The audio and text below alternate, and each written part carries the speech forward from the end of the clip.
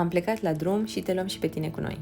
Destinația este Sibiu, mai exact restaurantul Plai, cel mai mic restaurant de fine dining din România. Am venit să le facem o vizită câștigătorilor primului grant oferit de Academia de Sustenabilitate.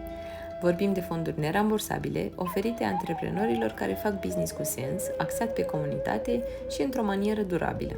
Petra și Paul, fondatorii restaurantului Plai, au aplicat pentru grant cu o strategie de sustenabilitate concretă, fezabilă și eficace.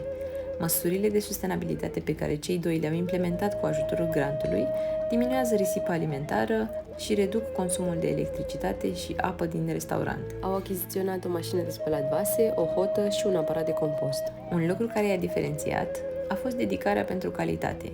Au o rețea de producători locali de la care se alimentează cu tot ce au nevoie. Așa că am mers împreună și am făcut o vizită și la grădina doamnei Nica, de unde iau legume, fructe și verdețuri. Aici, în grădină, se întâmplă ceea ce se numește închiderea cercului sau un sistem zero waste. Deșeurile organice din restaurant intră în mașina de compost și ajung drept fertilizator în grădina doamnei Nica. Am putea spune că acesta este standardul la care ne dorim să ajungă cât mai multe business-uri.